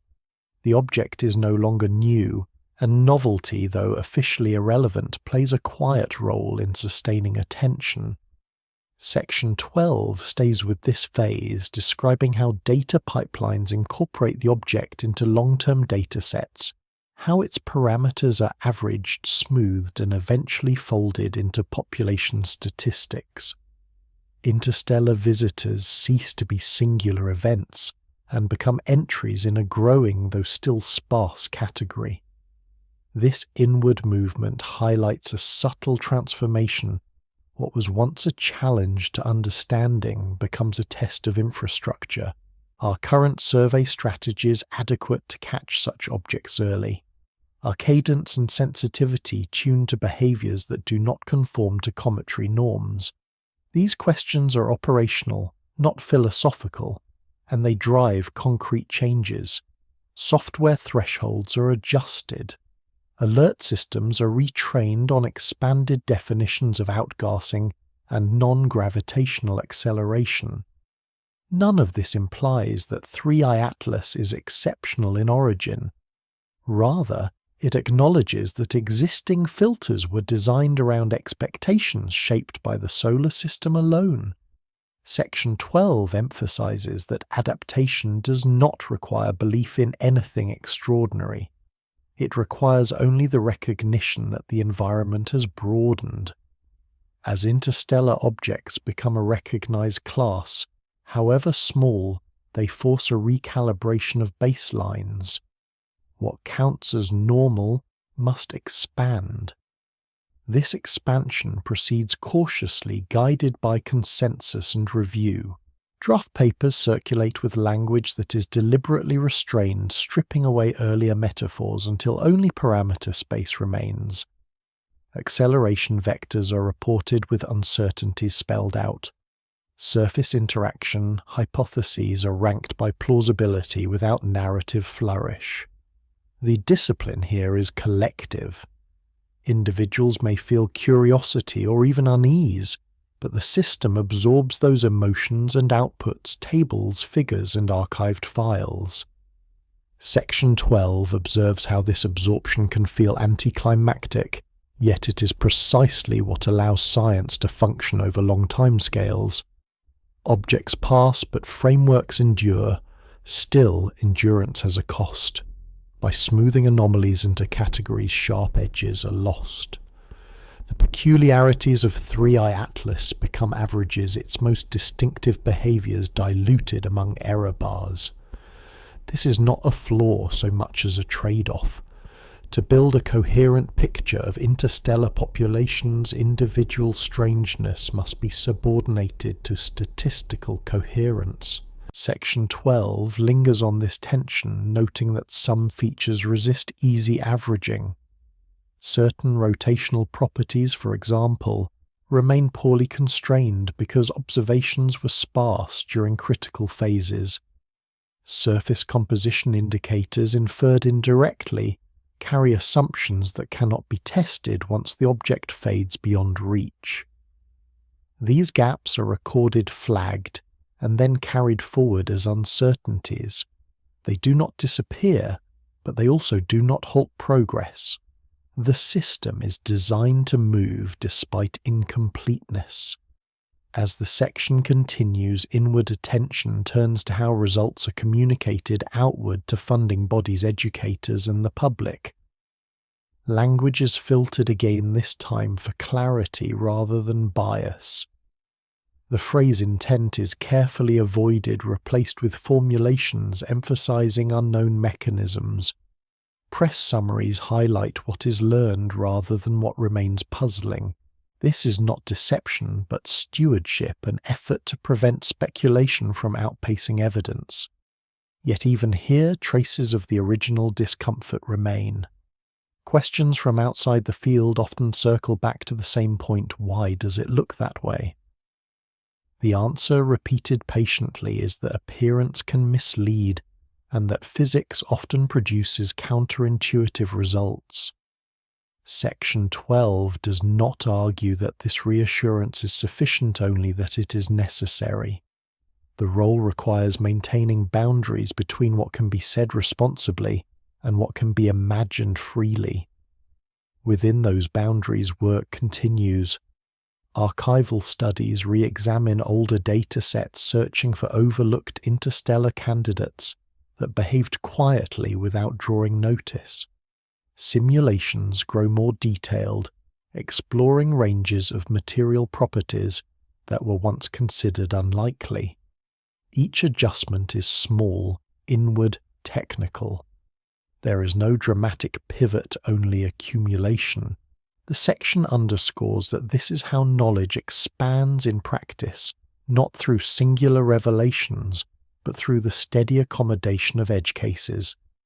As 3I Atlas recedes into the statistical background, its immediate mystery softens, but its influence persists in these adjustments.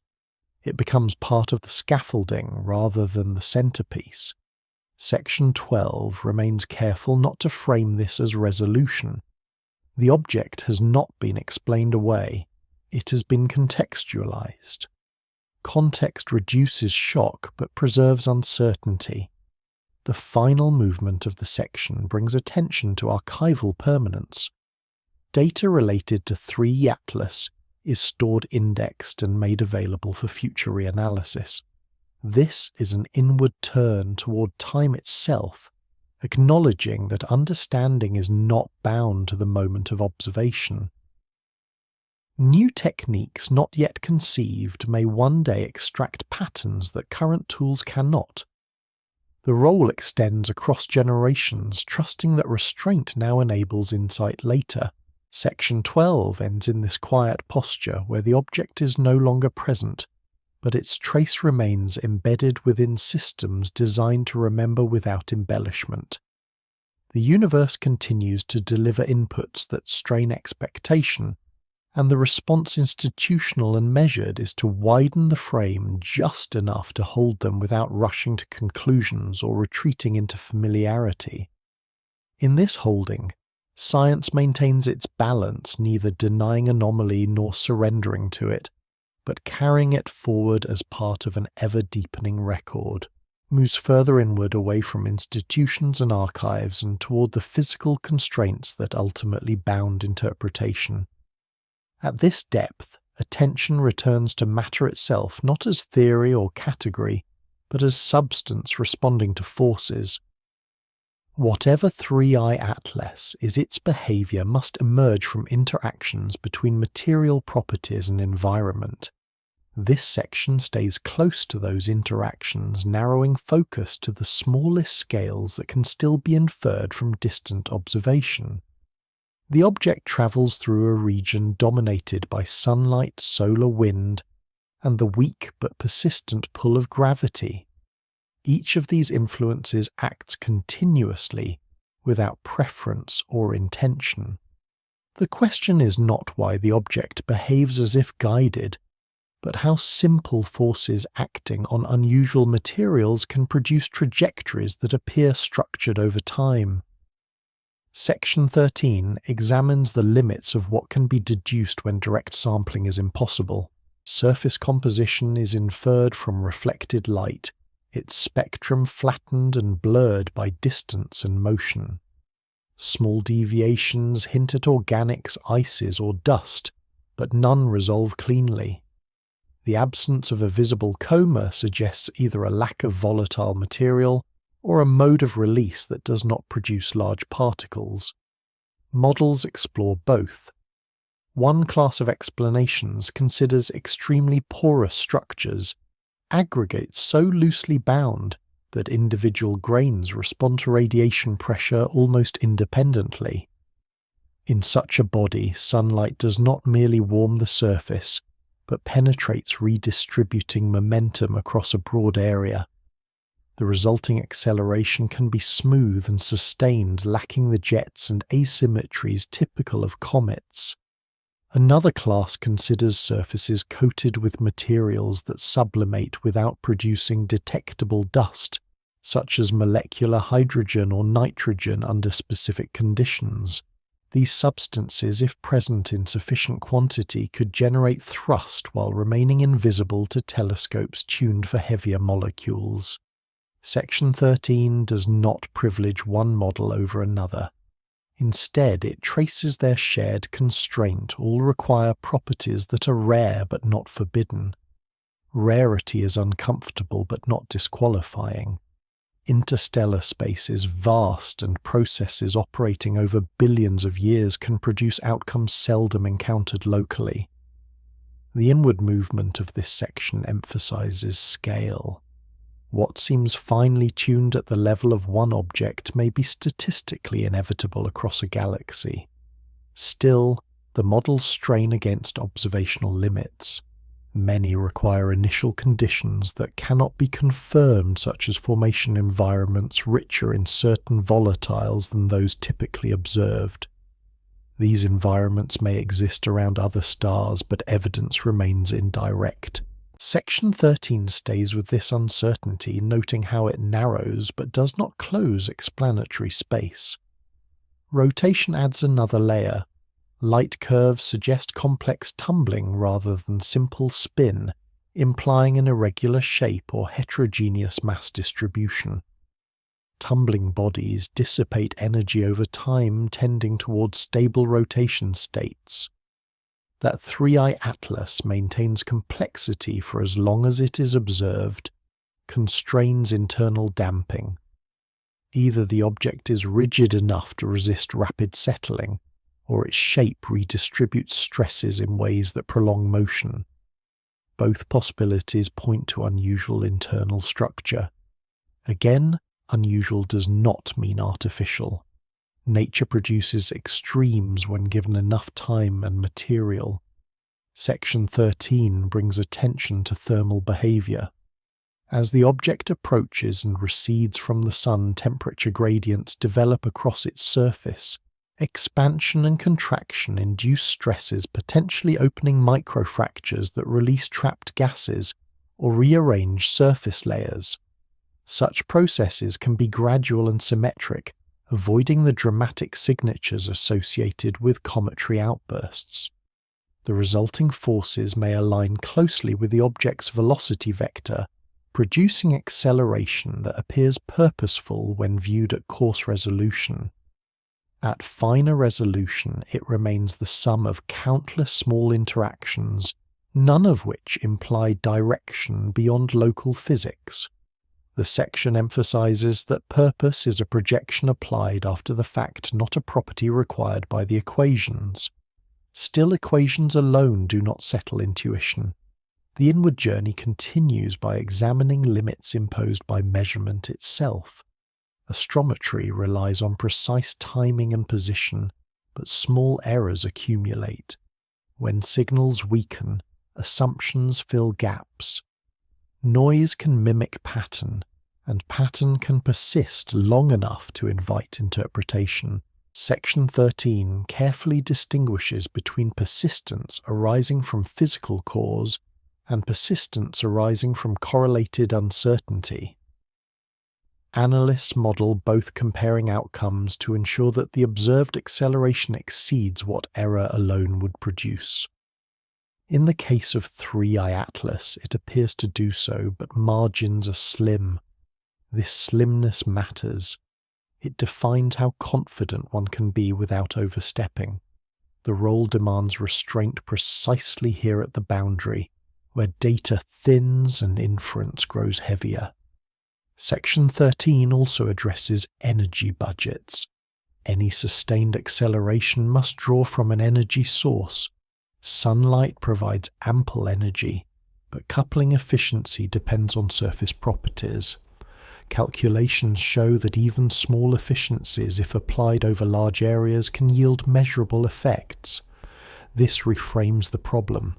Instead of asking what exotic engine might drive the object, the focus shifts to how effectively ordinary energy can be harnessed by uncommon forms.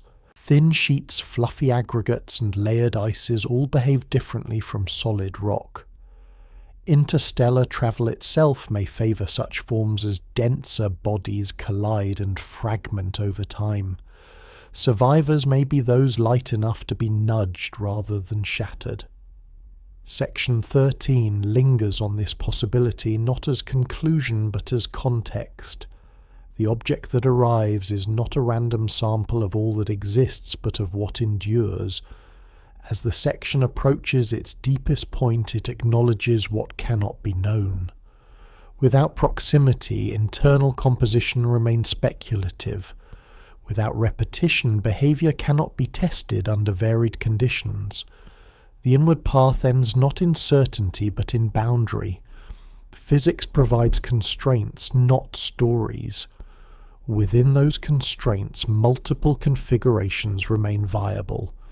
Section 13 holds this multiplicity without resolving it, emphasizing that explanation does not require singularity. Several ordinary processes can overlap to produce behavior that feels coordinated when viewed from afar. The sense of intent dissolves as scale contracts replaced by gradients, stresses and forces acting without awareness. The section closes by reaffirming the role to describe how matter behaves under given conditions and to stop where description ends. Beyond that boundary lies imagination, valuable in other contexts but not here. 3.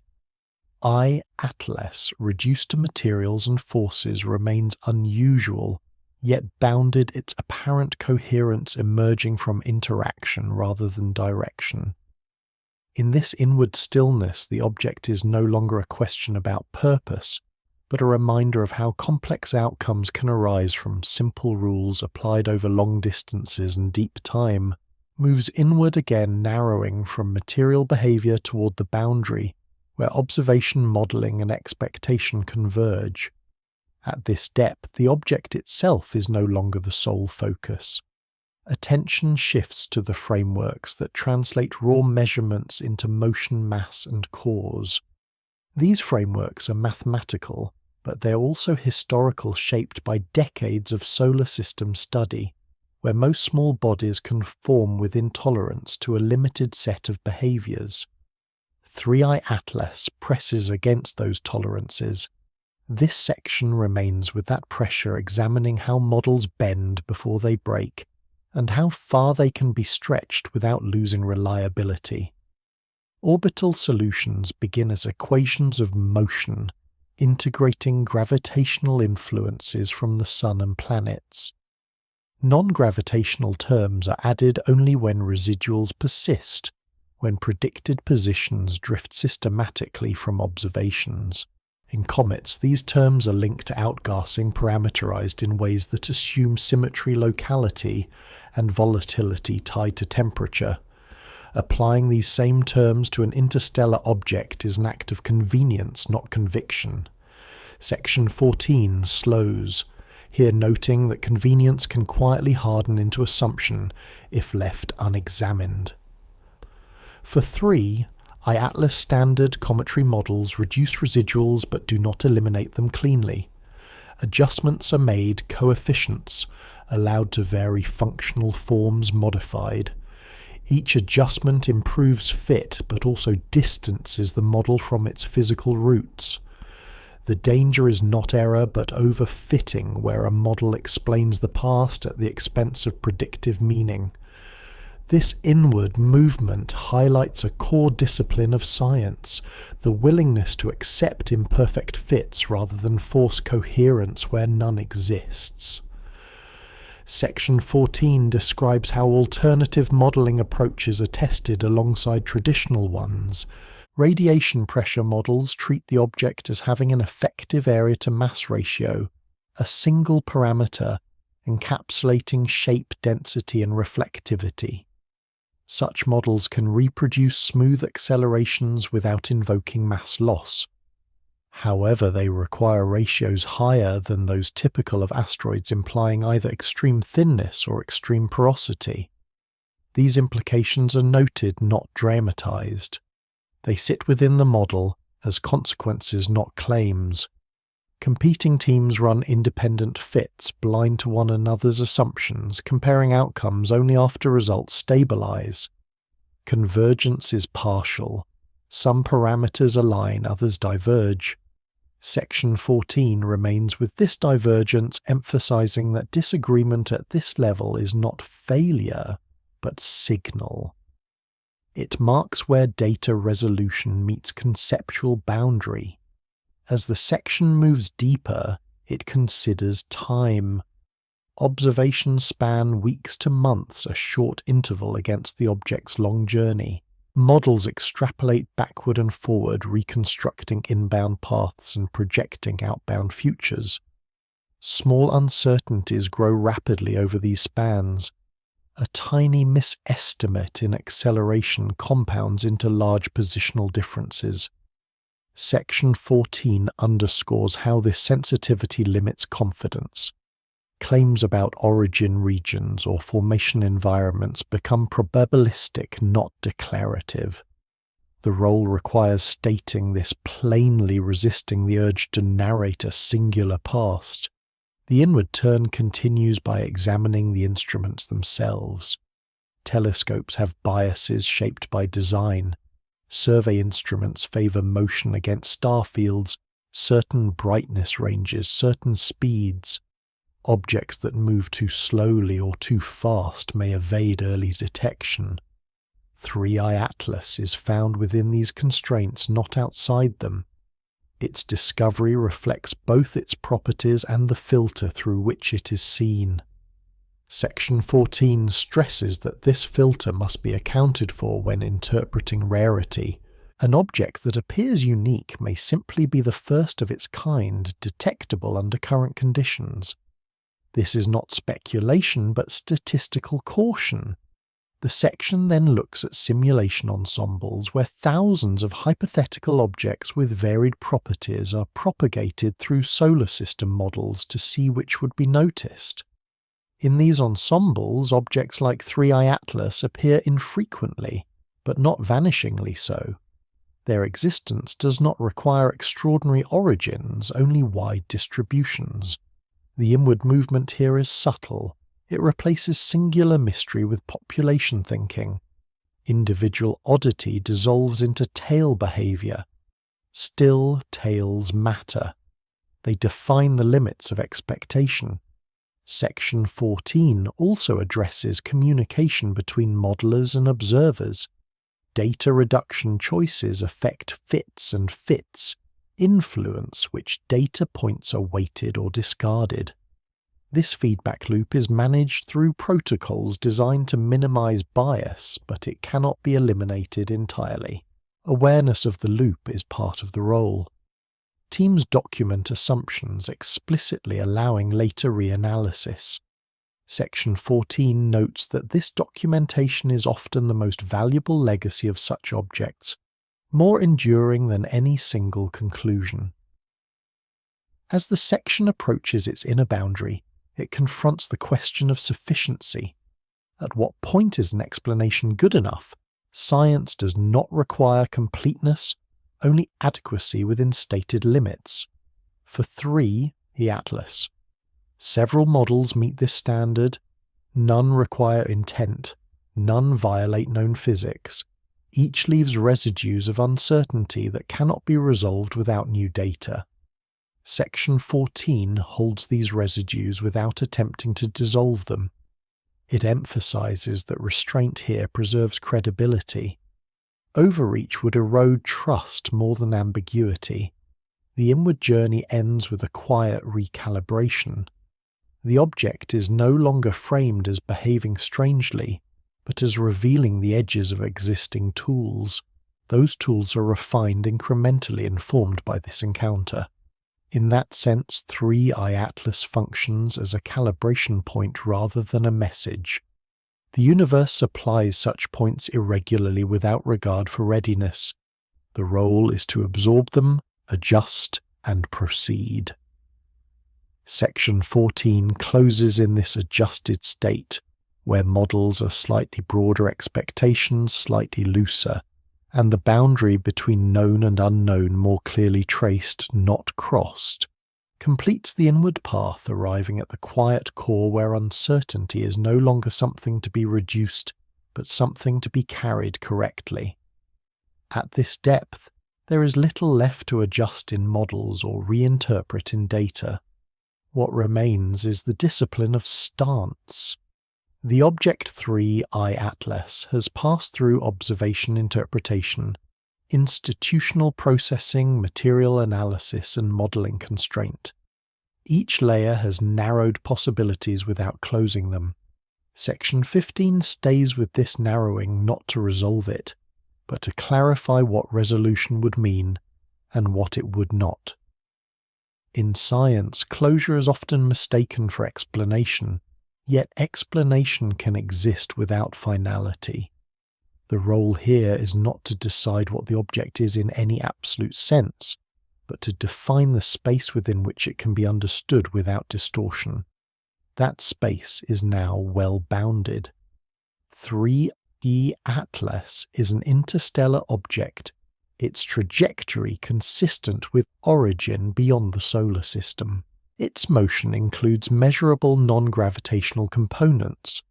Those components can be modelled using known physical mechanisms acting on uncommon but plausible material configurations. None of these statements require embellishment. None imply agency. Section 15 emphasizes that this sufficiency is not diminished by the persistence of uncertainty. Uncertainty is not residue, it is structure. It marks where knowledge ends and assumption would begin. Maintaining that boundary is part of the role. As the inward focus settles, attention turns briefly to comparison. Previous interstellar visitors differed markedly from 3e Atlas in brightness evolution morphology and inferred composition. That diversity itself is informative. It suggests that interstellar space does not deliver uniform samples, but a wide spectrum shaped by formation collision and erosion processes across many stellar environments. The solar system is encountering only a thin slice of that spectrum.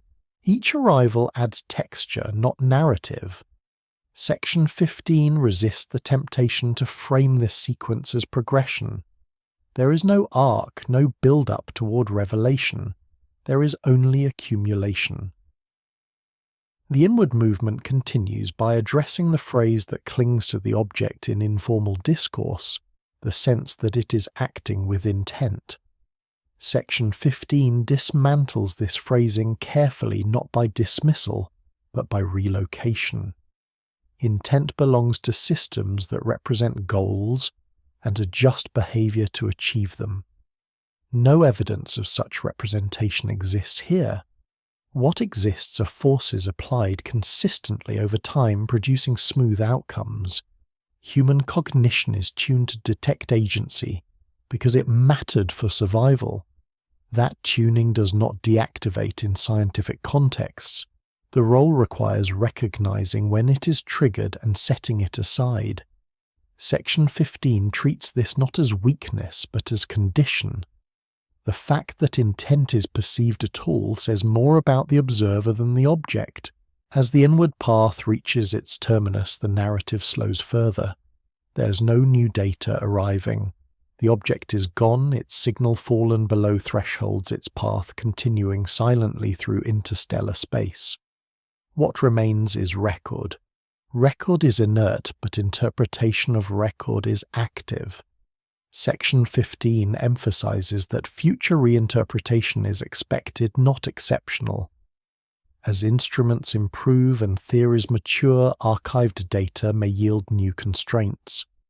Alternatively, it may remain exactly as it is, a snapshot of a moment when understanding paused at a boundary. Both outcomes are acceptable.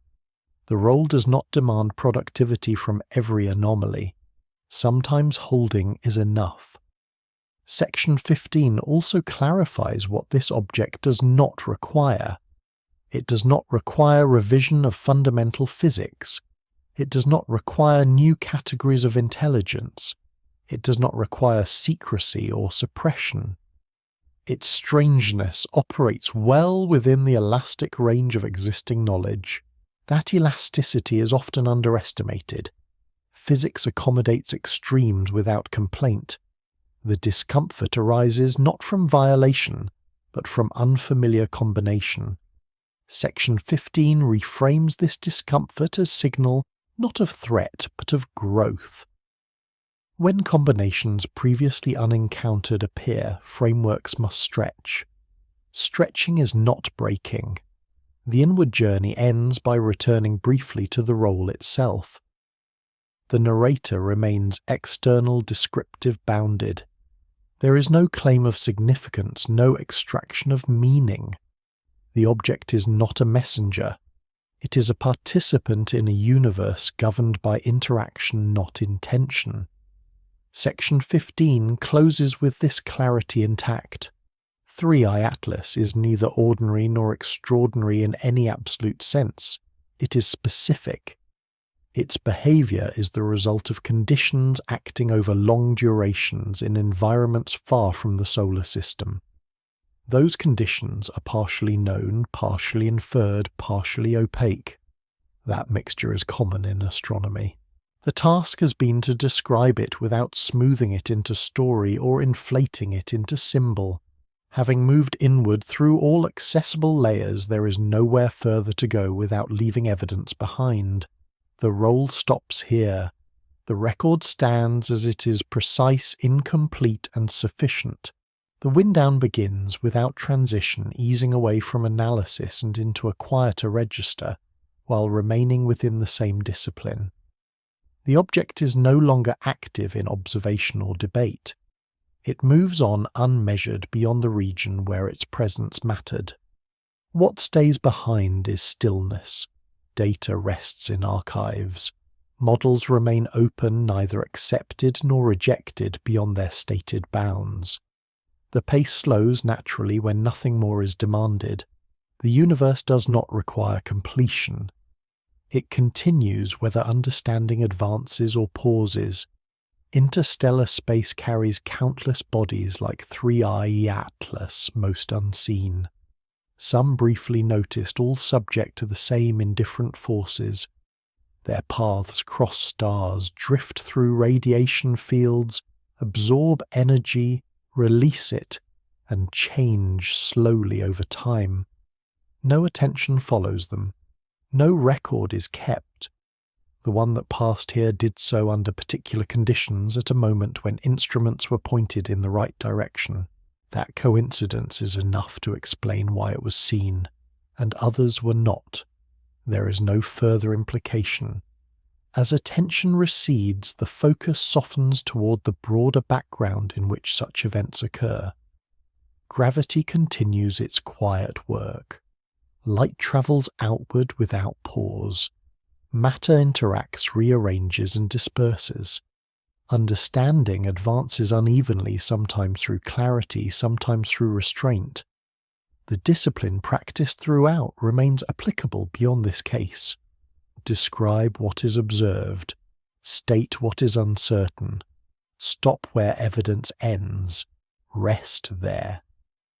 The inward journey has reached its natural limit, not marked by revelation but by calm sufficiency.